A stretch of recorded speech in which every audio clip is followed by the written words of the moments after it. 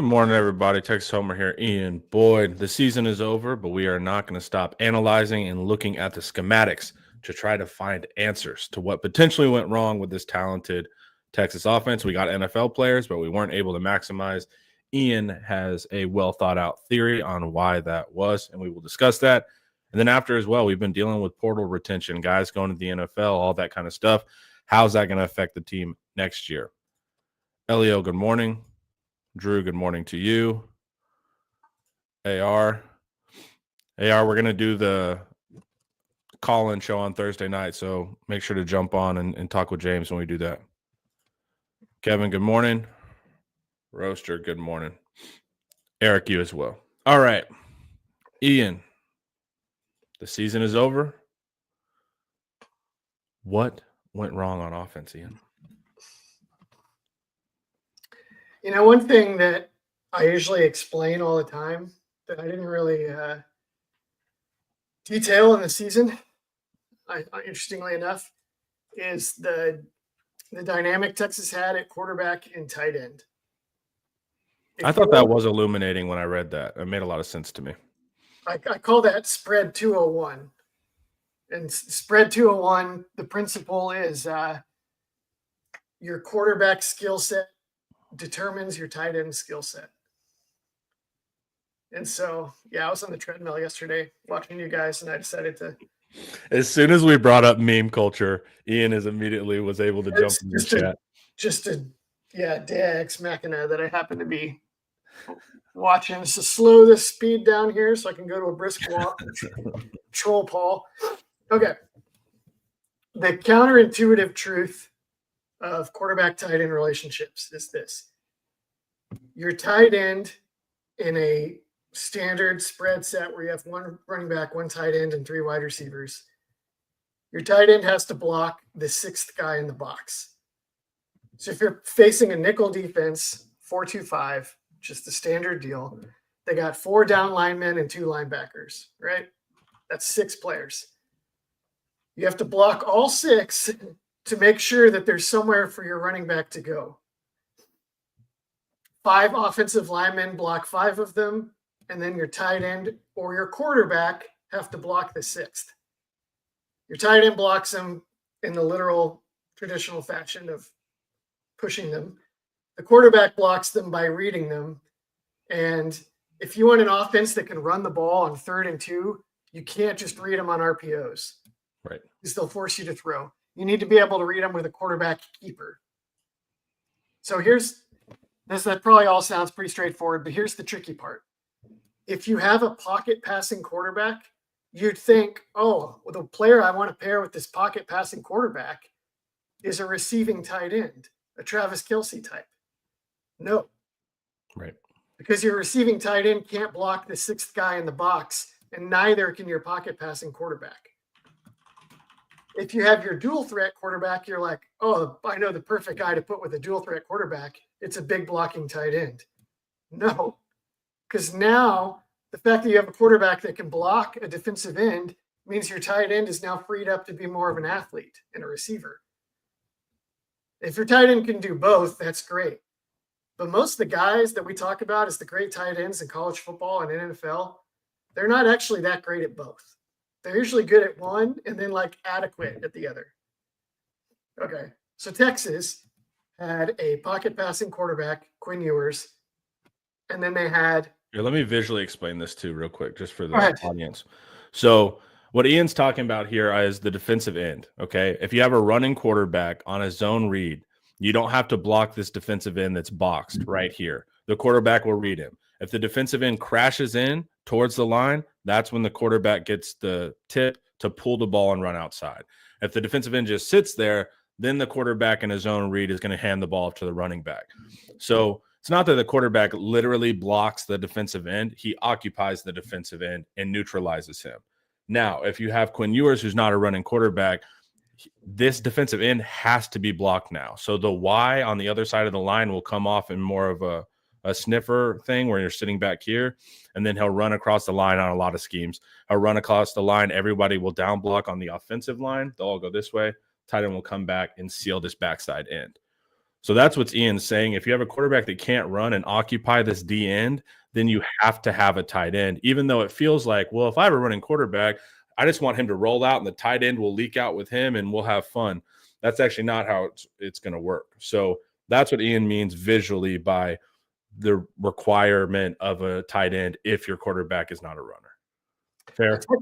Texas tried to lighten the load for Gunnar Helm. Gunnar Helm was not a great blocker. I thought he would be based on his first couple of years, and he just wasn't this year.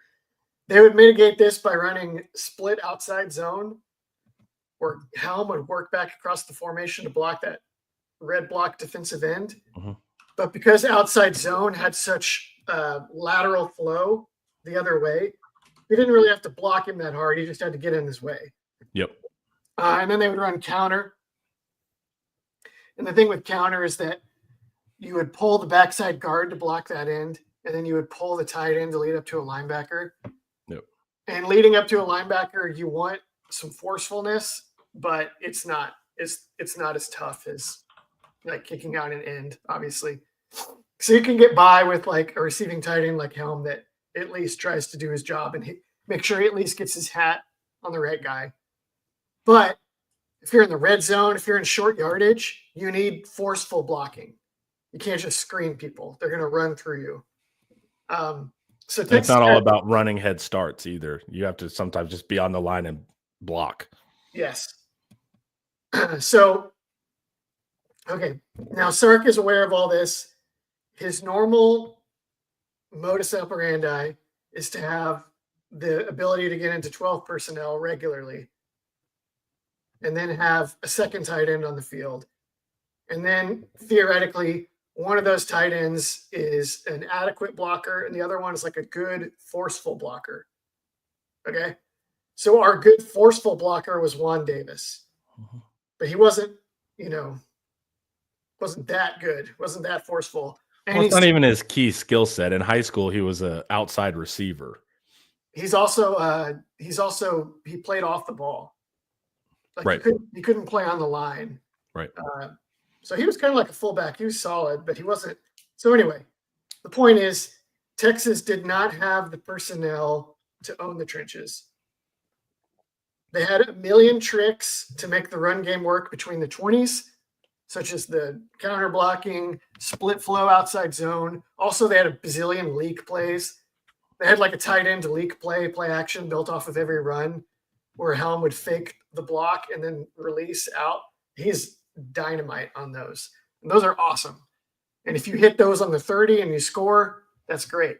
If you get tackled at the 15 and draw a taunting penalty, right, doesn't help you. So, yeah, Texas on the most fundamental level in 2024 didn't have the personnel at quarterback and tight end to own the box.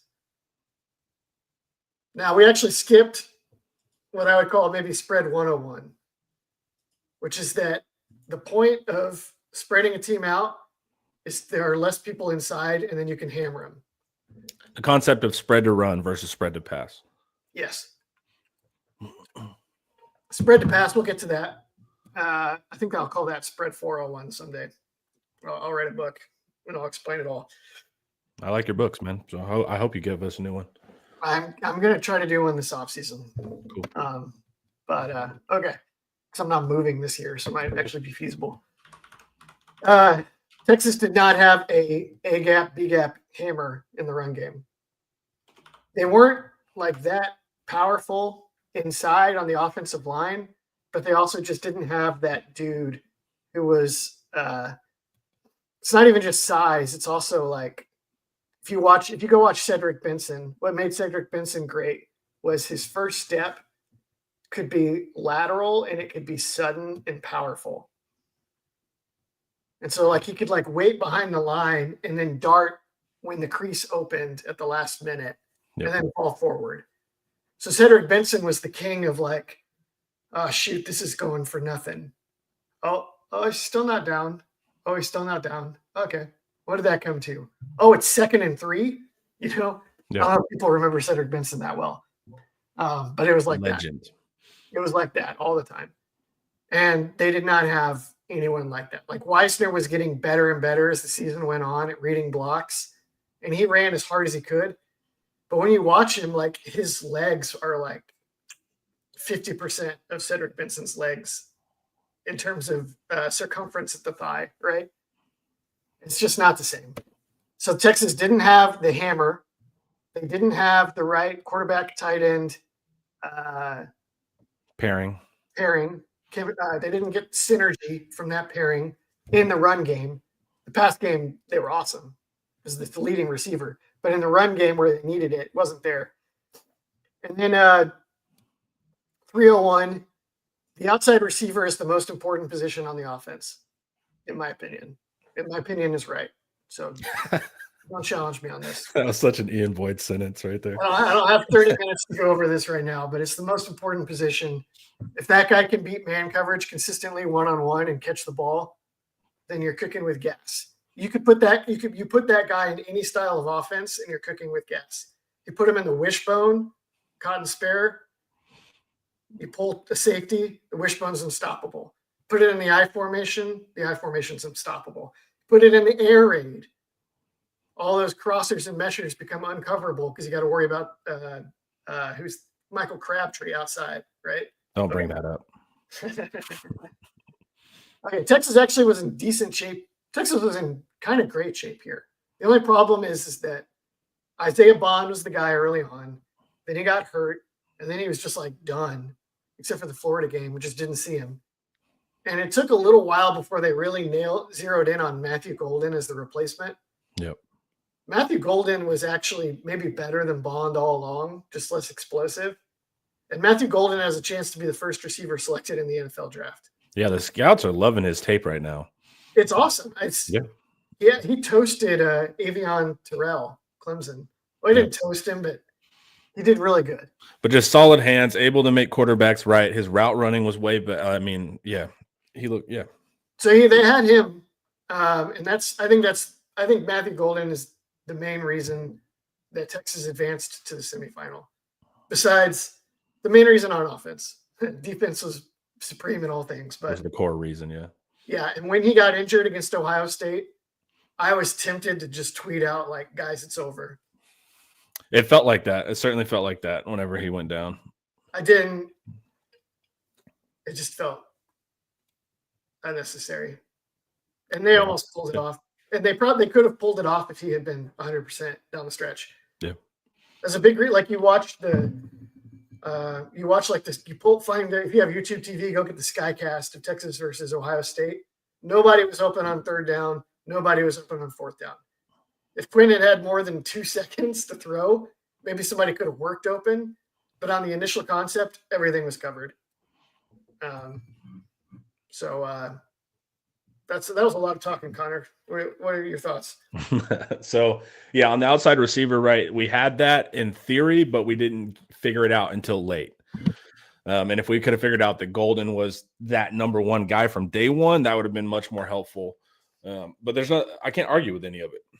It's all, as you said, Ian, you're just always right.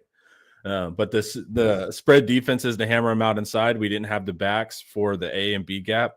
Like I said, we had a lot of heart and all that stuff, and that's great. The mental side was there, but just as pure as, I mean, we see how important it is to have high-level pro backs.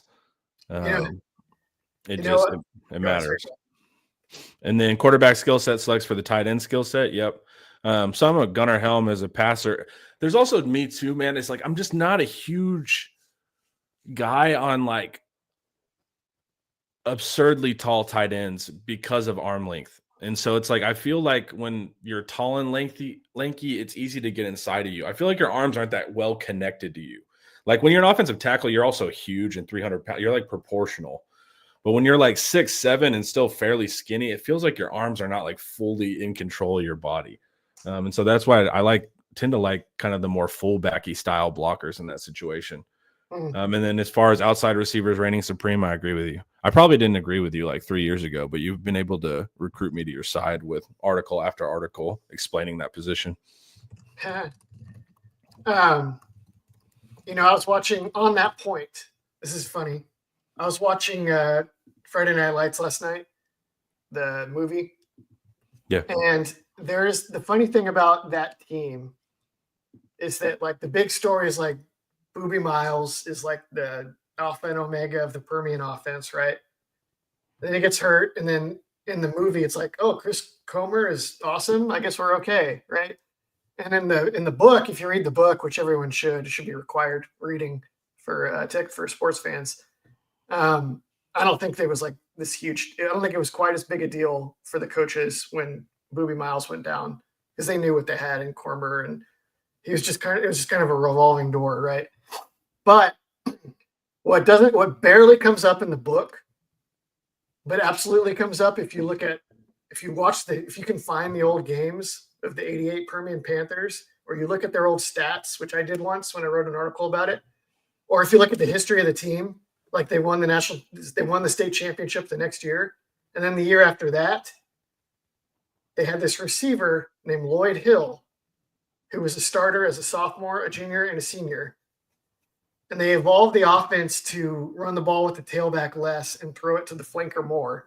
And this kid, Lloyd Hill, had 1,000-yard receivers in '88 and '89. And then the coach and Lloyd Hill both went to Texas Tech together after that season. Okay? Huh.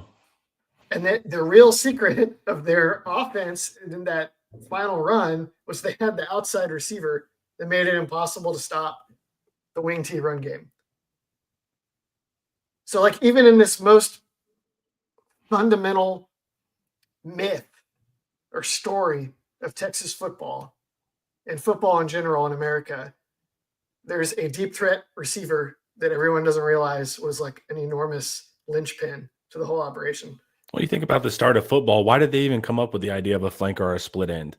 Because they were like, clearly all the battles happening between the hashes here. It'd be really nice if we could punish them by. I mean, why did we even evolve to have the concept of a receiver? And it shows you that there's a lot of value to having someone outside. I got to get this going on my flag football team this year. It's the only chance we have of beating that one team. Do you have an outside receiver? I don't think it's so much outside receiver at this level as someone that can consistently catch the ball. Yeah, that's probably true. So it doesn't. I think I might have a couple. What's the age range that you're coaching at right now? It's third and fourth grade. Okay, that is an important part. All right, guys, before we keep going, let's hear a word from David McClellan. I'm just going to say, guys, you probably need a fiduciary financial advisor, and I've got the guy for you. His name is David McClellan with Forum Financial. He works broadly and deeply with his clients as a financial life coach, and he should know something about coaching because he won several national championships as a swimmer for the University of Texas. He specializes in financial planning and has contributed numerous articles to Kiplinger on the topic of retirement tax bombs. So contact David today to be your fiduciary financial planner and schedule a 1-hour consultation to assess your financial situations. The free consultation is available, so just give him a call. The number is 312-933-8823. That's 312-933-8823. His email is also in the description below. Okay. What do you think the red zone issue was? A huge combination of this, right? We couldn't hammer inside, right? The tight ends don't block well in short yardage, especially without a lot of cheats in getting them on the run first in like a counter or a split zone. And then outside receiver, we didn't have an option. Are those the 3-2 why we weren't able to score? Or do you think there was anything added with the quarterback or anything like that? 1 and 2, I think, is pretty much it. And then they didn't have Sark tried to build a couple different jumbo packages down the stretch. Mm-hmm. But that would have needed to come earlier in the year, honestly, and received more investment. Like the Colt McCoy Longhorns in 2008, 2009, they did not have number 1 and they did not have number 2. But they were deadly in the actually their quarterback could run. Colt McCoy could run. So I think Colt McCoy had some Ellinger-ish 15 rushing touchdowns in 2008 or something wild. Yeah.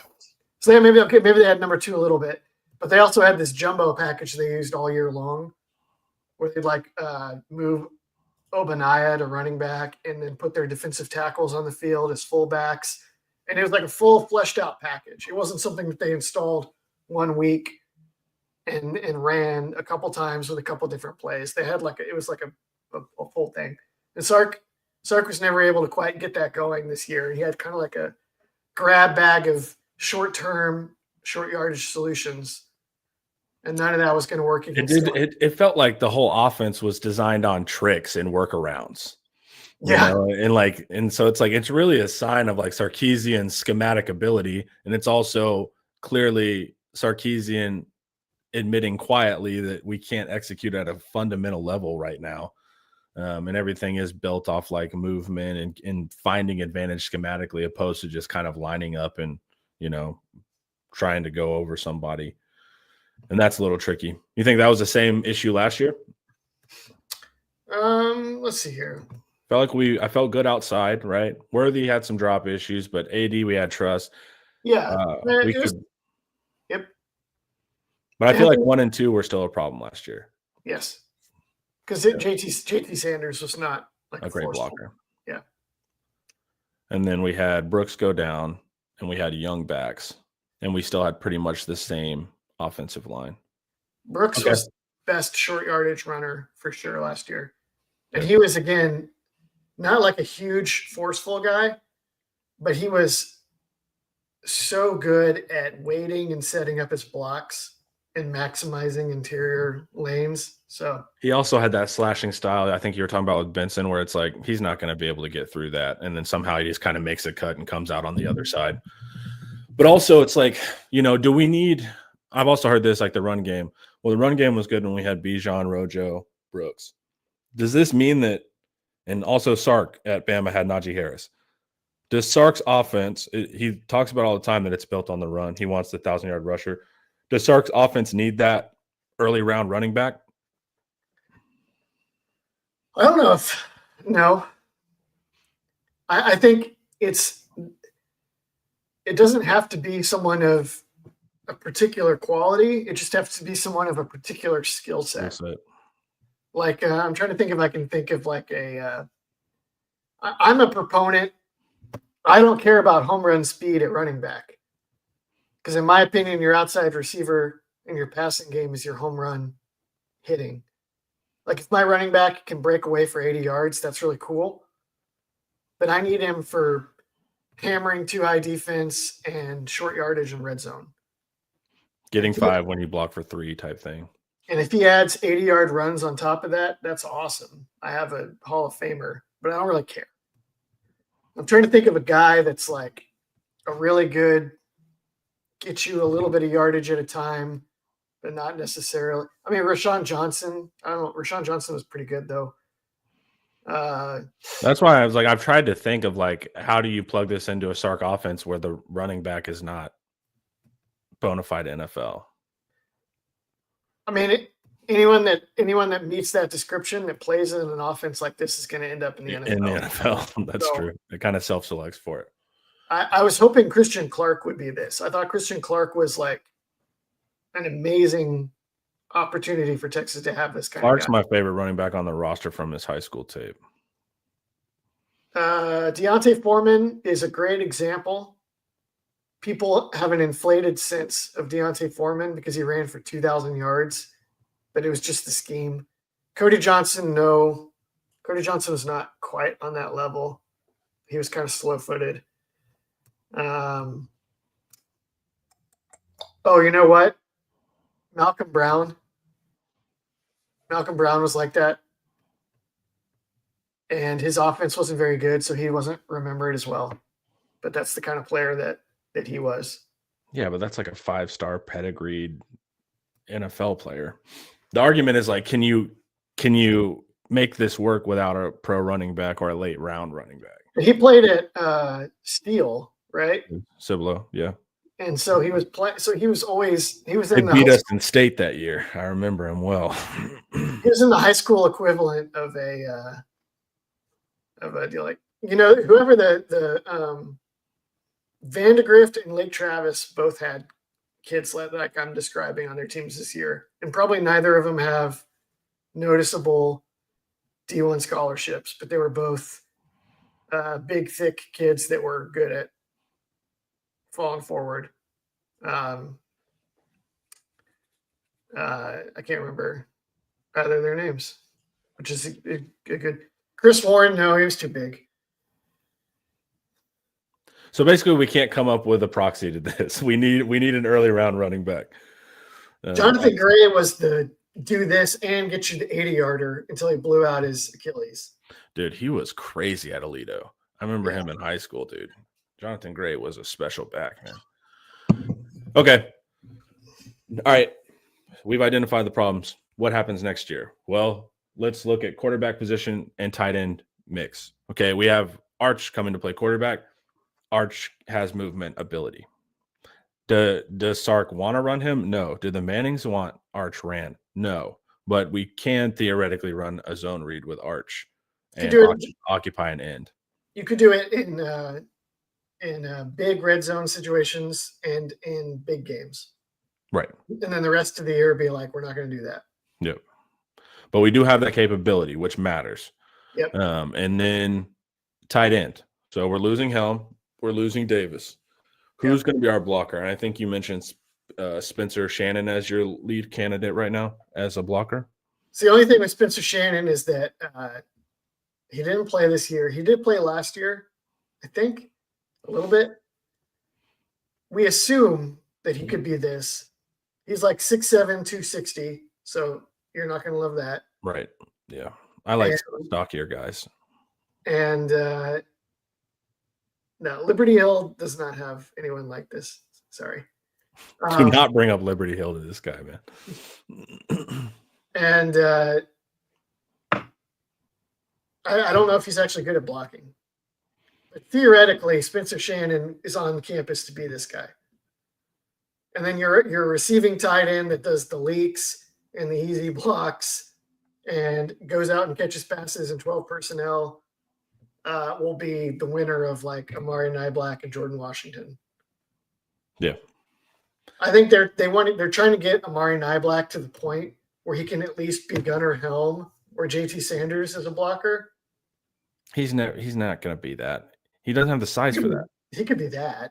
That's not that high a bar. Well, but like it's not going to be hyper functional, man. Like Amari Niblack, I respect him and all that. He's a good player, but that's just not what Amari Niblack is.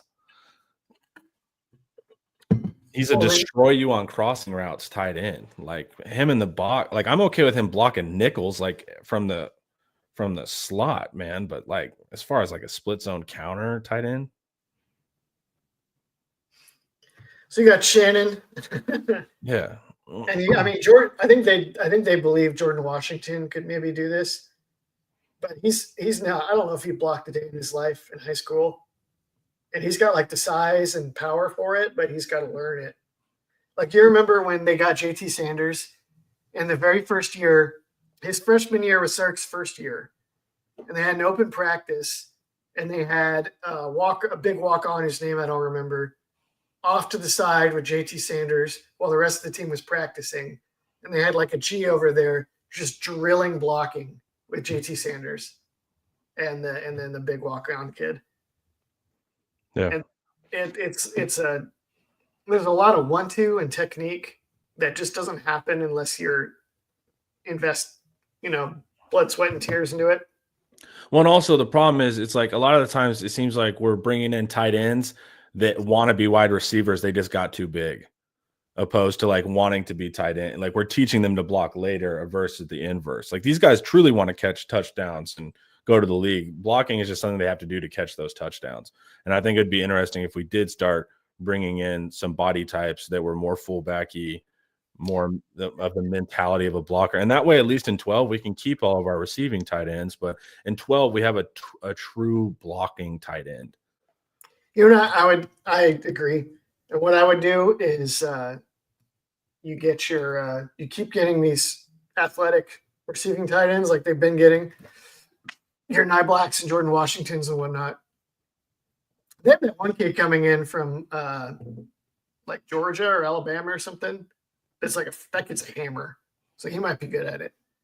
Yeah. But with the like expanded roster and all this, I would start giving preferred walk-on spots or like low salary cap numbers to like just hard-nosed H-back type. Yeah, you know it's going to be a preferred white walk-on that's going to become that blocker. Yes, I want to try to find a Max Bradison every year.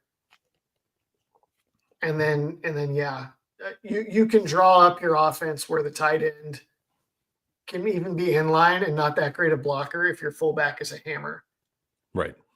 And that's like sort of what they did with Juan Davis, but I mean, you could take that up a notch. But once again, Juan Davis was a quarterback outside receiver in high school. Like we tried to make, he was just a big athlete that we were like, you can fit here, but you're not the real thing.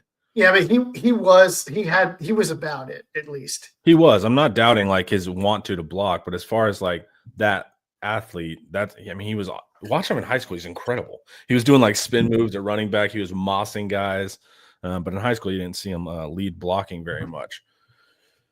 So it's like, yeah, I just want to see, that's what I want to see at tight end. What do we do? Somebody astutely pointed out too, what do you do when you're replacing 4 or 5 offensive linemen as well in the run game? Do you think there's chance to improve here, right? Because we've been able to pass block well. Our run blocking has been a little bit less effective. Do you think this is actually a potential for us to improve in the run game? Yeah, O-line returning starts and returning experience is like one of the most overrated things.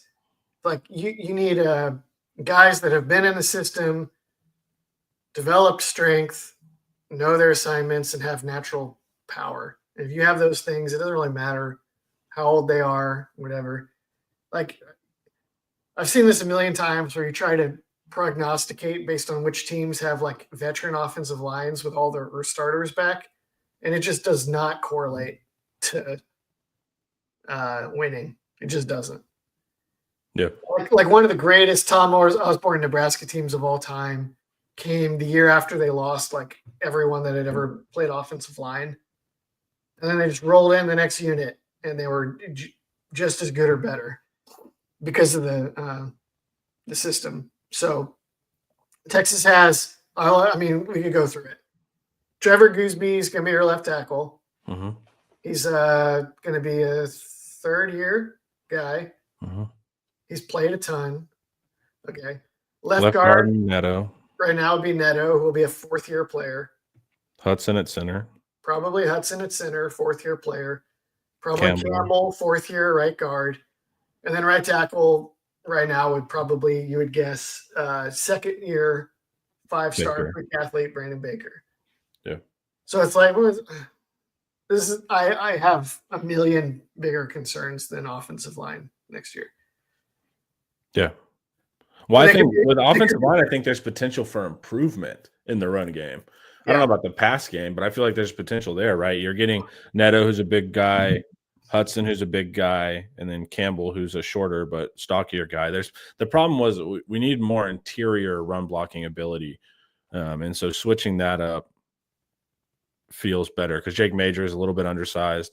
Hayden Connor, big guy, but actually more of a tackle style in high school. And then Campbell, of course, returns. So that's going to be, if we can get meaner and nastier on the interior run blocking, I think it helps a lot of that. But before we keep going, guys, let's hear a word from Luxe Kitchen and Bath. This video is brought to you by Luxe Kitchen and Bath. Luxe has been offering high-end kitchen and bathroom remodels for 3 generations throughout the greater Austin area. With 5-star review after 5-star review on Google and Facebook, and an A+ rating from the Better Business Bureau, you can put your faith in Luxe Kitchen and Bath's award-winning designers and skilled craftspeople to bring to life that dream vision of your special home. But that's not all. Luxe's all-star team provides full remodels, large additions, and even commercial build-outs as well. So call Luxe Kitchen and Bath at 833-358-LUXE today. Or visit luxekitchenbath.com to discover where quality meets luxury and begin the process of transforming your home. Get a free quote today by calling 833-358-LUXE. That's L-U-X-E. Or by visiting luxekitchenbath.com. Link in the description. All right. Okay. How do you feel? So we talked about offensive line, the tight end. The line is in one of the key spots. Yeah, but I'm saying I'm using it as a proxy for blocking. We're not sure about how we're going to fit in at tight end, so that's a little sketchy. We do have the quarterback run as an option. That's better. Now, inside hammer in the run game is actually the first. Yeah, so this is kind of the thing too. So Cedric Baxter, love him. Kid's awesome, man. He got hurt, so he's coming off a year of injury. That matters, getting back to full strength. On top of that, it's an ACL. Yeah. And then on top of that, Baxter in year 1 was below average in yards per carry, below average in yards after contact per attempt, and below average in breakaway percentage. So I kind of hear it as like, if Baxter comes back or if Baxter plays this year, Texas is guaranteed X. And we can't prove that based on year 1. It's not like a Bijan went down type of thing. So the assumption that like having Baxter back is just that, an assumption. And so how do we secure the run game? I'm excited to have Baxter back, but with Blue also leaving, Eisner returning, you have some young backs coming in, Christian Clark getting healthy, hopefully Jarrett getting older as a bigger back. How do you feel about the running back room? Would you like a portal running back? Do you feel comfortable with what we have with the ability to hammer inside on the A&P gaps? I don't feel that great. Okay. I would have wanted a portal guy. I'm going to say something that I'm not wishing this. I don't like saying this. Okay. Trey Wisner, not a huge guy.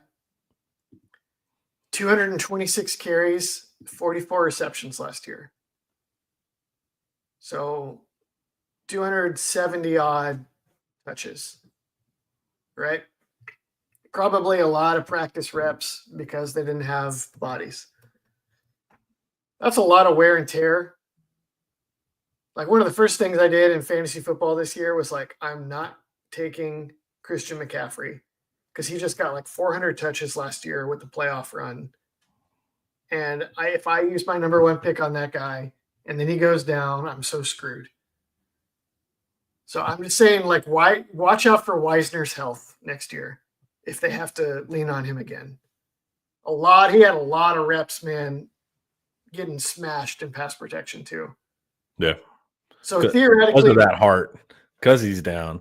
Theoretically, he sets a nice floor, and he's just an amazing program kid. And I think probably one of everybody's favorite player, just because of how clutch he was this season. Yeah. But I would be so nervous about relying on him again. It's tough to rely on Baxter because he's coming back from injury. Yeah, I'm with you on that. That's like, he was already a little tentative in the hole, and then now he's like doing that while it's like, hope my knee holds up. You know, I don't like that. Like usually the bad ACL takes it's like year 2 when you're really back, right? Yeah, it's hugely psychological, like you said too. It's not all about just like knowing you can plant. It messes with your mind a little bit. And then they got Jarrett Gibson, who seems to be the right kind of guy. On the other hand, like how many guys that are the guy at running back are not the guy like pretty quickly, you know? So we'll see on him. I'm not ruling him out. He might be like the dude. He may be awesome. But I'm not. I also don't like the concept of like third down backs or quote unquote power backs. Like my back needs to be able to run in power situations, and he needs to be able to run on third down. So like the idea of just like bringing a running back in for a specific down to me is just like you messed up in recruiting, because running backs need to be able to secure short yardage as well. So that's also the thing too, is like, you know, I hear Jarek as the big back, which he is. He looks like a linebacker. He might be too big, and that might be precluding him from being effective on first and second downs. So I also want my running back to not just be a bull that you try to, like we tried to do on that first down or the 1 yard line versus Ohio State. So it's like, can Gibson play the full plurality of running back? Because otherwise you're not going to get enough game reps to even be good if I'm just bringing you in on third downs. Then we got, there's still Christian Clark. Who I like, but also is coming back from Achilles, which will mess with you. I don't know what Achilles. I feel like Achilles recovery is one of those things. I feel like, like say in Friday Night Lights when Boobie Miles tears his ACL, it's like you're done. You're just done. And then like by nowadays, we are way past the point of that. Now it's like ACL, you're going to be fine. It's just going to take a while. Achilles, it feels like Achilles was the more recent one where it was like Achilles, you're just done. Then Aaron Rodgers magical elixirs. Yeah. Now it feels like the sports science is changing the math on Achilles now, and you see guys come back. Maybe they just like use cadaver tendons or something now, like Tommy John or something, and it's not as big a deal. And it was back in August, right? That it happened. Yeah. So we got. I just pulled it up and it was like 6-month recovery, maybe a year to return to sports.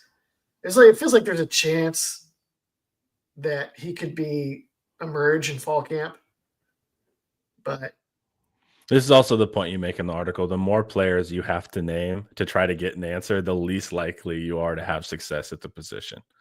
Yes. And we're having to go through the whole roster. So to me, it's like, look, we didn't get a running back in the winter cycle, but hey, I'd like to pick up a starter in the spring portal, an every down back type of starter. And I don't even care if he's like an early rounder. Now, hey, if we can get our NIL guys back channeling right now, let's go for a second round running back. But I just want a running back that can play all 3 downs.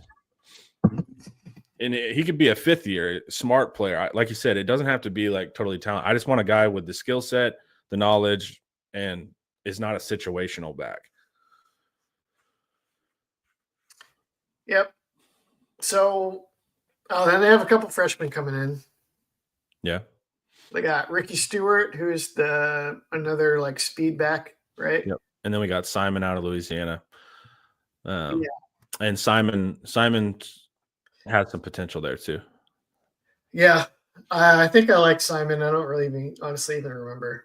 And there's Colin Page, There we go. It's Colin Page. You need to stick Colin Page and Michael Taff in the Captain America machine this offseason. Yeah. And you know what I mean? And see what comes out and see if that helps solve the problem. Yeah. Okay. Right. So the good news, guys, is it doesn't seem like we've solved a lot of this for 2025.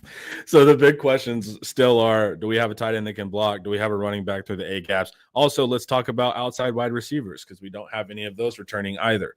So you're going to have Wingo, number 1. Are you comfortable with Wingo, or does he need a complement outside to take the heat off of him? No, not really.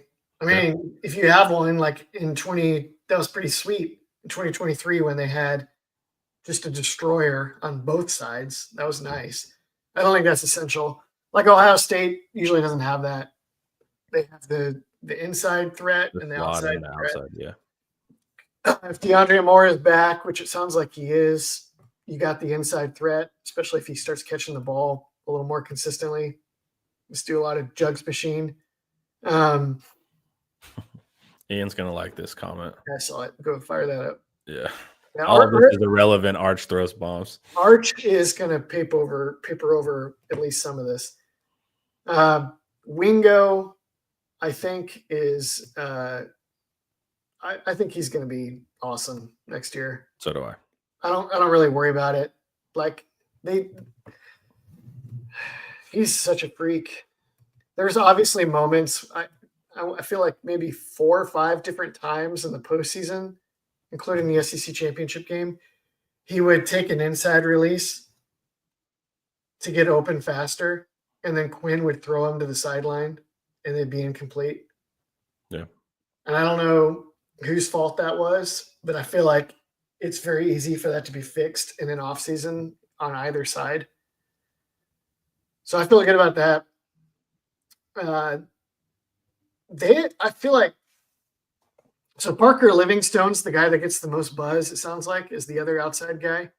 And then you have Khalil Lockett and Jamie French who are early enrollees. I think there's a decent chance that they have 2 really good outside receivers. I feel pretty sure that Wingo will make at least 1. All right. So we met like 1.5. We do have a quarterback that can run a little bit. We have an outside receiver. Well, they might check all 3 boxes. They might, right? But we're just saying is like confidence of knowing what'll likely happen. Yeah, pre-spring ball, this guy's exploding in winter workouts, this translated into spring practices. We got like 1 known. Okay. 1.5 knowns. All right, let's talk about that was fun. Let's talk about NFL players leaving and how that's going to affect things for us. Okay, so let's start with the one guy that we know is returning right now, Michael Taft in the secondary. Of course, I love that. I love it because the secondary is going to be less experienced next year, so you're going to have that leadership. I think is really important, and not just a leader in the secondary, a leader on the defense and on the team as a whole. On top of that, Michael Taft's a good player. Yeah, interceptions were good. He's down to hit a couple times, man. He can get a little burnt though in the run game, but other than that, pretty solid. He's going to make sure the guys are lined up well, that kind of stuff. So I think that's important. Did I take all your points for why Michael Taft needs to come back? No, was I texting with you yesterday where I was like borderline panicked if he left? That wasn't me. Okay, it was like Paul and Shane or somebody. I was like, Derek Williams tore his Achilles and I think got not his Achilles, sorry, his ACL, right? Derek Williams tore his ACL and got surgery in October, I think. Yeah. So he's going to miss most of the offseason, right? Mm-hmm. So Derek Williams is another guy where it's like Baxter or Clark, where you're like, I think this guy could be awesome, but I'm not even sure if he's even really going to be back next year. Then you had Makuba's gone. If Taft and Makuba were gone and Derek Williams was questionable and it was like Jelani McDonald and then fresh faces at safety, and then if you lost Barron or if you lost anybody else, it just secondary was looking like it could be a scrap heap or just like the opposite of this year. Yeah, the opposite of this year. Yeah. So having Taft back just sets a really solid floor. And it also guarantees it raises the chance that this offseason is productive. Right. Because now you got him. It's not just that he's on the field playing good and helping direct traffic on the field. He's directing traffic off the field. Right. He's helping the coaches explain the schemes to the young guys. Yep. He's helping organize the offseason drills and the offseason 7-on-7s. You know, there's just a million different things. Like coach on the field often means coach off the field just as much. Now they still need Jahdae Barron was left a leadership void that they're going to have to fill. Yeah, losing Jahdae is huge. That's why losing both of them would have sucked. I think it could have legit kneecapped any chance at a national championship. Yeah. Just because it's not even that Taft is that good of a player. It's just that what was behind him was so young and inexperienced. Yeah. So now I feel a lot better about that. That was a pretty clutch guy to get back. Yeah, I agree. Nick Townsend is we were texting about this the other day. Eric is like, Nick Townsend is 225 and he's about to run track. Right. So he's going to come in. So Justin was like, so he's coming in this summer at like 218. Yeah. So man, down the line, yeah, but not this year. Townsend in a couple of years though, man. Oof, he's just going to be a special talent. All right. Taft returns. Everybody else leaves. Okay. So how does that kind of affect? We talked a little bit about an offensive line already and wide receiver. Corner looks good. Assuming Muhammad is back, which looks good. Kobe Black is back. Mm-hmm. I think Jalen Gilbo could play corner. I wish they could. I want them to move Jalen Gilbo to corner. Okay. I think it would be better there. I think just maybe somebody a little more quick thinking inside a nickel. I like the idea of just giving Gilbo that outside assignment. That's like you're in zone or you're covering him. Nickel, you're like thinking about the run defense, the blitz. I mean, I agree with you. I'd like Jalen's role to be a little bit more simplified and a little bit more athlete-y. Yeah. I think he would. Who do you want at nickel then? I don't know. I mean, Jelani McDonald, maybe. But it sounds like they're going to need him. I like Jelani coming downhill too with that size, though, man. I like him at safety, able to come and smack dudes. So I think he needs to be our Makuba, and I feel pretty good about that. And then Derek Williams at this point, maybe you pencil him in to replace Taff in 2026, and then he hopefully can play rotationally at both free and strong next year as he's working his way back. If that's the case, then you got 3 safeties. You're set there. You can bring along Jonah Williams and Phil Sami or Johnson Rubel or whoever. I don't know about nickel. It might be Gilbo. They need a backup. It'd be nice if they had like 2 more guys there so they could move Gilbo. It's a real shame they lost. This is where you feel the sting of losing. Who's that guy that played backup nickel in the spring game last year? And was like, this guy looks awesome here. And then he transferred. Austin Jordan. What's his name? Was it Austin Jordan? Yeah. Yeah. I wonder what he did this year. He went to TCU, right? That sounds right. Yeah, he's a good player. He went to Denton Ryan, so I was very familiar with him. Well, that's the problem is he was good and needed to at least try to get the start. Doesn't seem like he did that much at TCU this year, but yeah. Okay, so we need to find a nickel, but we do feel a lot better with Taff returning. Okay, now let's look at edge situation, right? Being able to keep Trey Moore would have a lot of value. I like the edge room, but having Trey and Colin back not going to hurt. So what do you think there at edge? Losing Sorrell. So backing up Sorrell, it's what, Vosick and Burke. Yeah. Right. Which I think is cool. And then at Sam / weak side, Colin and Trey.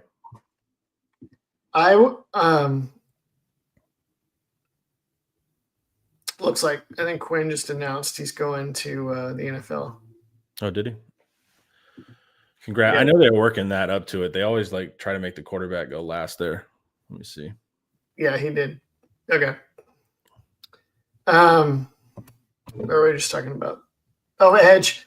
I didn't really understand trying to get Trey Moore back, honestly, unless they could play him at inside linebacker and move him around like Georgia did with Jalen Walker, you know? Yeah, but it's like as long as it's not cost prohibitive, as long as bringing Trey back is not really dinging our roster management ability, I'm totally good with it. But that just didn't make that much sense to me because I was like, isn't Colin Simmons going to play like 50, 60 snaps? Like, what is Trey Moore even going to do unless he can play other positions too? But well, I think that, yeah, like get in base, right? Let him be Sam but yeah, it does seem like he would end up kind of being relegated to a third down package with Colin. Yeah, they're just flip roles. Yeah. Okay. But then I looked at the depth chart because like all the edges bailed. And assuming that Burke and Vosick are both at Jack, that makes there's like nothing behind Colin Simmons at Buck. There's like Zena Umeozulu. Mm-hmm. He's actually kind of big and maybe a Jack anyway. And then there's incoming Lance Jackson, right? Who's going to be a Jack? He's going to be a Jack and maybe a defensive tackle. You have Smith Orogbo, who will be behind Colin, but he's young. And he's a freshman, right? But that's why I think Trey's value coming back is that. Because when you look at edge in totality and name everybody as a room, you're like, we have plenty. But then once you actually break it down and look at who's at what position, we don't have a ton of depth. So Trey Moore coming back. Hey, cool. Hey, this guy Russell in the chat that just keeps dumping vitriol. Just shut up, dude. We're gonna ban you. People want to actually engage with each other in the chat and talk to each other and engage with the conversation. Nobody wants to indulge your crazy, vehement rants. So cut it out or you're gone. Okay. And Russell, I put you in timeout earlier. I thought you would have got the hint. I didn't want to outright ban you, but yeah. You can absolutely have dissent and show your frustration, but the cussing and all that nonsense is unnecessary. Like we just give it a rest. Like no one. Ooh, give it a rest. You hit him with that one. Hey, kick rocks, pal. Okay. Viewers declared. He did. All right. Yep. Now let's talk linebacker. David Benda graduates. Shout out David Benda. That was great to see him in the Ohio State game. So David Benda graduates. Not a ton there behind the front line guys. Ty Anthony Smith. And then Trey Moore, if we yeah, that's what I'm saying. Yeah, there's not much going on there. Marshall there. Yeah, and Brad Spence. Elijah Barnes, the freshman. Brad Spence. Yeah, you're right. The transfer. There we go. So we have a 2 deep there, which is good. I don't know. Brad Spence. If Trey Moore goes, Brad Spence may be the backup buck too. Yeah. He's not very big, but he only needs to be a little bigger to make it credible. So I'm not worried about linebacker that much. How do you feel on interior, man? Go ahead. January made one of the best plays in the Ohio State game by getting punched in the face. That was an elite play. He totally killed that drive. Go ahead and ban Russell. Get that clown out of here. Yeah, I'll go ahead. January, he was solid. He didn't play that many snaps, so I think maybe his impact in that game was mostly psychologically felt. Mostly in drawing that penalty and keeping his cool. But I'll tell you what, I think he's going to be great.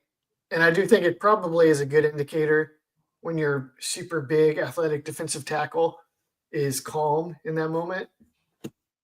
And whatever psychologically he said it to Henderson, because it's not like Henderson just got up and punched him in the face for no reason. So January was able to say something slyly, get punched in the face, and then put the hands up like, how I've never earned such a thing. So it's also like the game within the game. January played well right there as well. Yeah, some Lambeer level.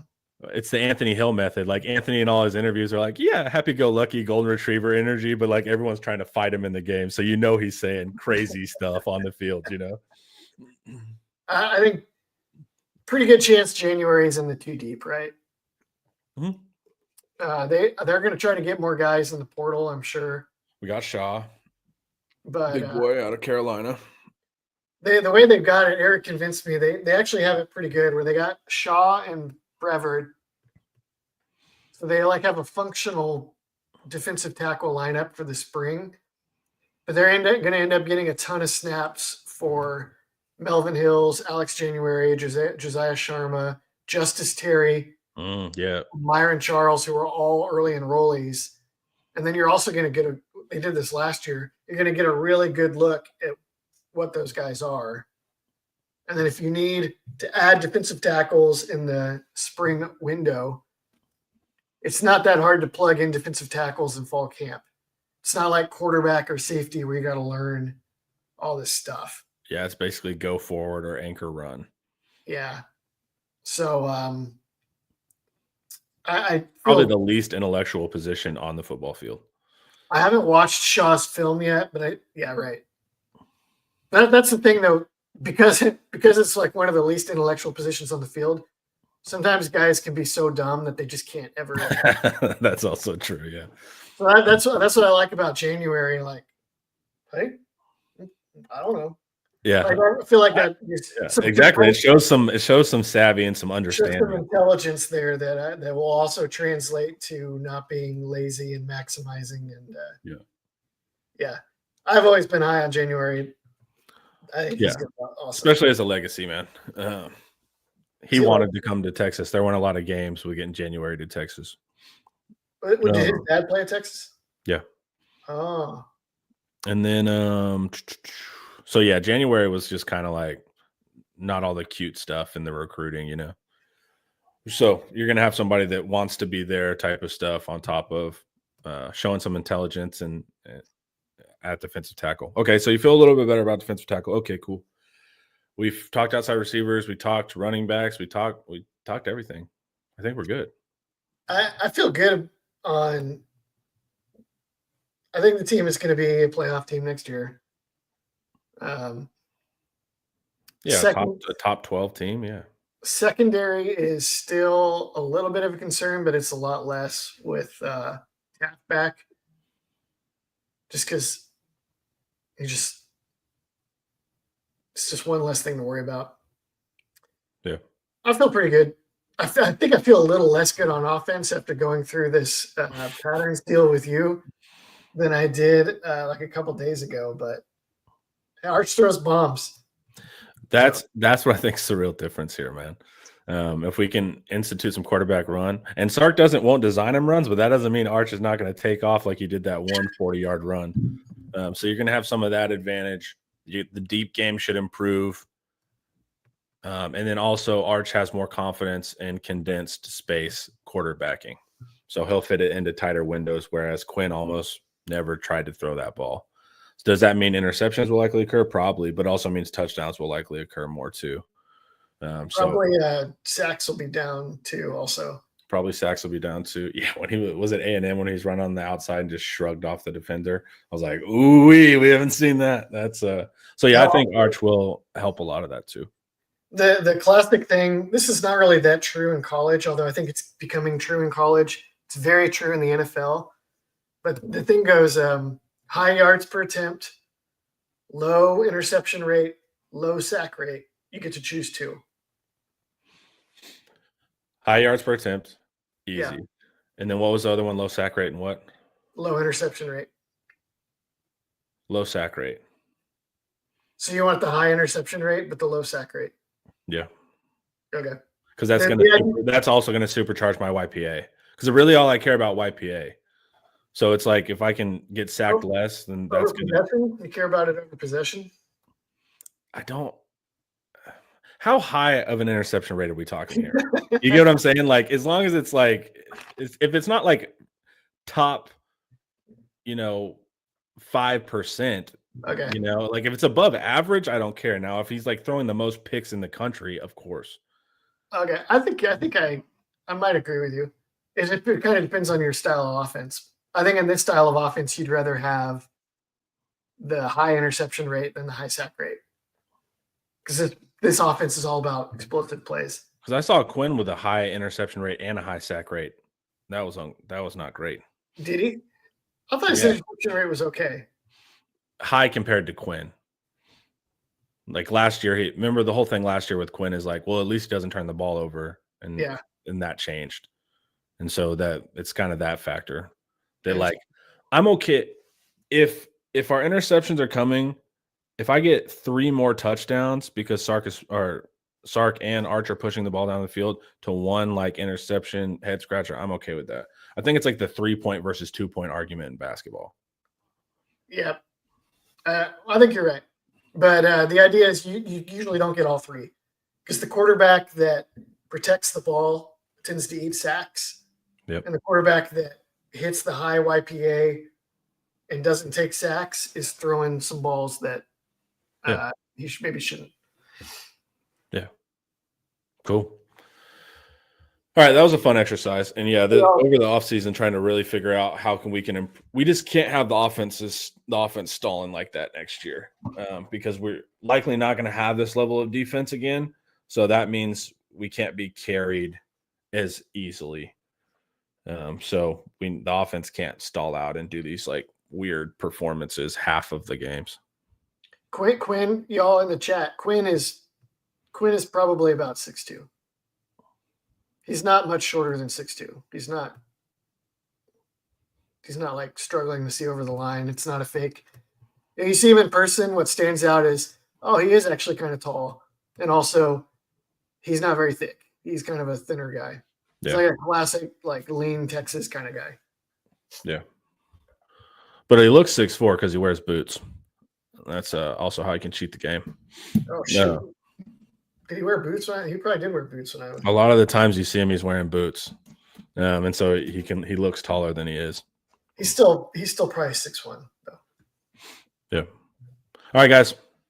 Thanks for tuning in. We got a Wednesday night live this evening. You guys will check that out. And then we also have a live tomorrow morning at 9:30. Ian will be on that as well. Look for a deep dive to come out. The usual, right? And then we're also going to change the schedule up a little bit more, add some more stuff, all of that. So be on the lookout for that, guys. All right, Ian. You have a wonderful day. I appreciate your presence.